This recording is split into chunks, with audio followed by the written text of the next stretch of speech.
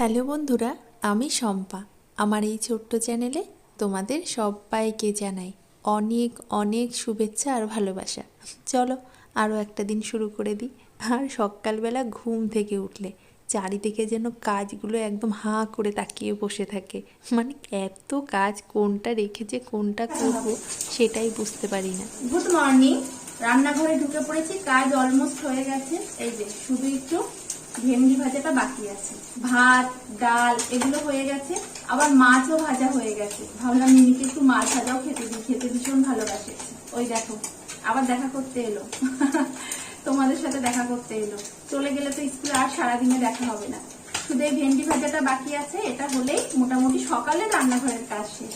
চলো ভেন্ডিটা ভেজে নিই। রান্নাঘরে এত চড়বড় চড়বড় আওয়াজ হচ্ছে না, আমি সাউন্ডটা বন্ধই করে রাখলাম। ভিডিওটা করার সময় আমি বলছিলাম না আর ভেন্ডি ভাজাটা হলে হয়ে যায়, সেটাই পাশের ঘর থেকে শুনতে পেয়ে আমাকে বলতে এসছে যাতে ভেন্ডি ভাজাটা টিফিনে দিয়ে দিই। আর এইটা বলার জন্যই এসে পাশে দাঁড়িয়েছিল। ভেন্ডি ভাজা খেতে না ভীষণ ভালোবাসে। তারপর মিমি চান করে রেডি হয়ে গিয়েছে, ওকে একটু খাইয়ে দিচ্ছি। এমনিতে তো নিজেই খেয়ে নেয়, তবে স্কুলে যাওয়ার সময় একটু তাড়াহুড়ো থাকে, তো যদি আমি খাইয়ে দিই তাহলে একটু তাড়াতাড়ি হয়ে যায়। ওই জন্য আমিই খাইয়ে দিচ্ছিলাম। তারপর খেয়ে দিয়ে ও বেরিয়ে গেল স্কুলে। আর তার সাথে সাথে আমারও সকালবেলার কাজের এক পর্বের অবসান হলো। রান্নাটা আর একটুখানি বাকি আছে। রান্নাটা হয়েই যেত, সবজির জন্য না রান্নাটা করতে পারলাম না। মাছের ঝোলটা আজ একটু বেগুন দিয়ে করব। বাজার থেকে মাছ তো নিয়ে চলে এলো, তবে মাছটা রান্না করতে হবে যে সবজি দিয়ে তা আর আনেনি। সেই সবজিটাই আনতে গিয়েছিলাম, দেখো সবজি দাদার কাছেও তা পেলাম না আমি। এই যে পুঁই শাকটা নিয়ে বাড়ি চলে এলাম। তবে পুঁই শাকটা না আজ আর রান্না করব না। যখন কিনলাম তখন একদমই মাথায় ছিল না। সকাল থেকে বেশ অনেক কিছুই রান্না করা হয়ে গেছে, শাকটা না করলেও হয়ে যায়। শাকটা ভালো লাগলো তো তাই দেখেই নিয়ে নিলাম। ফ্রিজেই রেখে দিতে হবে, কাল ওটার ব্যবস্থা করব। এমনিতে কিন্তু আমি ডিম ফ্রিজে রাখি না, বাইরেই থাকে।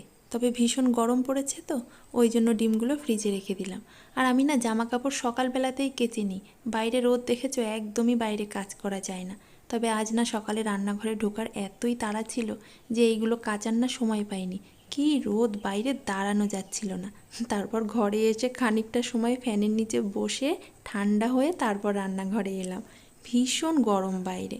যারা সব সময় বাইরে কাজ করছে তারা যে কি কষ্টে কাজ করছে সত্যি ভাববার বিষয়। কিন্তু আমি এই যে রান্না করছি সেই সোনাখড়কি মাছটা আলু বেগুন আর বড়ি দিয়ে।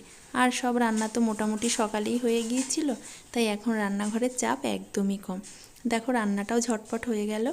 আলু বেগুন আর বড়ি দিয়ে সোনাখড়কি মাছ, ভেন্ডি ভাজা, আর ওই সোনাখড়কি মাছই একটু ভাজা রেখেছি, তার সাথে পেঁয়াজ দিয়ে করেছিলাম ডাল। এই দেখো হৃদবাবু কিন্তু ভীষণভাবে ব্যস্ত।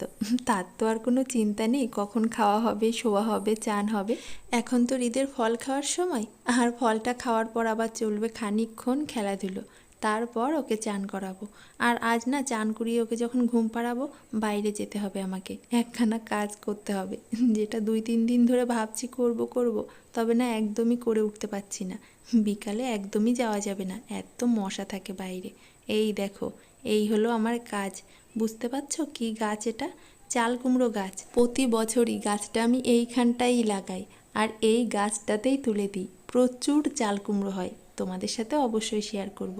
তবে গাছটা অন্যদিকে চলে যাচ্ছিল, তাই ওর গন্তব্যে ওকে পৌঁছানোর ব্যবস্থা করে দিলাম। গাছটাকে আম গাছে তুলে দিলাম, আর যত চাল কুমড়ো এই যে পাতার মধ্যে হয়ে থাকবে, হনুমানও কিচ্ছুটি টের পাবে না। তারপর দেখো হৃদও ঘুম থেকে উঠে পড়লো। আর জানো তো হৃদ না এখন একদমই ঘরে থাকতে চায় না, বাইরে বেরোনোর মজাটা না ভীষণভাবে টের পেয়ে গেছে। ওই যে গ্রিলটা ধরে সর্বক্ষণ দাঁড়িয়ে থাকবে। এই দেখো এখানে বোতলগুলো ফেলে দিয়ে আবার পালিয়ে আসছে ভয়ে, কারণ পড়লে একটা ভীষণ আওয়াজ হয়েছে না, সেই ভয়েই দেখো পালিয়ে আসছে। বড্ড সাহসী তো, ওই জন্য এই অবস্থা। আর জানো তো এখন না বেশিরভাগ সময় এই যে এই বারান্দাটাই এসে বসে থাকবে ওই গ্রিলটার কাছে, মানে ওকে এখন বাইরে নিয়ে যেতে হবে সেটাই বলার চেষ্টা করে। দেখেছো তো ঘুম থেকে উঠে কি শুরু করেছে সারা ঘরে। এখন নিজেই নামবে আর এইগুলো নিয়ে খেলা করবে। কত খেলনা, অথচ খেলনাগুলো নিয়ে খেলবে না। এই বাটি চামচ ঘটি যত ছেঁড়া কাগজ এইসব হিজিবিজি নিয়ে খেলবে, এগুলোতেই বেশি আনন্দ পায়। আর এখন তো আমার কোনো কাজই হবে না, যতবেলা না আবার খেয়ে ঘুমিয়ে পড়ে। ওর পেছন পেছন এখন আমাকে ঘুরতে হবে, কোথায় গিয়ে যে কি করে ফেলবে তার কোনো ঠিক নেই, কি ধরে ফেলবে। চলো ভিডিওটা এখানেই শেষ করলাম, কাল আবারও আসবো আরো একটা নতুন ভিডিও নিয়ে। সবাই ভালো থেকো আর অবশ্যই অনেক অনেক আনন্দে থেকো। টাটা দাও, টাটা, একটু টাটা বলে দাও, টাটা। হবেই না, এখন এই বাজে খেলায় খুব ব্যস্ত। চলো টাটা।